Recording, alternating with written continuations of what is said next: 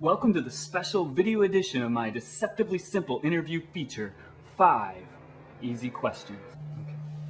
This week, novelist Paul Malmont stops by as part of the world's first podcast junket, visiting all the webby book sites he could find.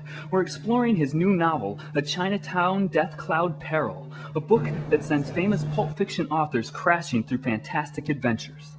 The whole conversation took place at Rocket Ship Comics, Brooklyn's loving home for superheroes. After I finished Paul Malmont's new novel, I knew I had to talk to him. His book gives this crazy, vivid life to the most famous pulp fiction authors, people like H.P. Lovecraft or L. Ron Hubbard or the cowboy novelist Louis L'Amour. They all come to life in this new book.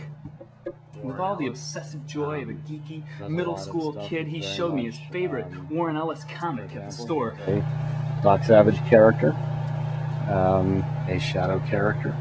And these are all pointing out the Shadow and Doc Savage characters in the book appearing in this classic comic series. Watching Paul, I knew I had found a kindred spirit, a dreamer, a nerd, and just another fledgling writer trying to make it just like us. Today, Paul Malmont talks to us about how he first learned to love writing and found pulp fiction.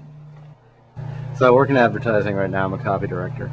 And as for my personal writing, I'd always been kind of a 10 p.m. to 2 a.m. writer, which I think a lot of people are.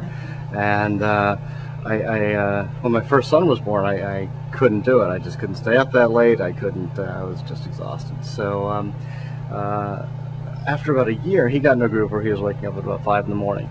And I'd get up with him, and I wasn't too happy about it exactly. I'd grumble and groan, but then I realized I had all these hours because, he'd play and whatever, but then he'd be crawling and go off and do his own stuff. So I just started to write again, and I kind of said, let's start with chapter 1 or episode 1 in this case, and it all came together from there with my son, rolling around the floor and probably spending a little more time in front of the television than my wife would have preferred, but she never knew about it. I never told my wife that I was working on this thing, and I'd stop at about 7:30 and get ready and go to work and then come home, and I just stuck to that schedule, and that's what made it work. The dark moment was when I finished it and I didn't know what to do with it, and I started sending it out to agents and hoping that something would happen, and getting the usual stack of rejection letters, and then finally all it took was one person to fall in love with it, and she did in a big way, and we got going. So in the end, I dedicated the book to my son for getting me up in the morning to write it, and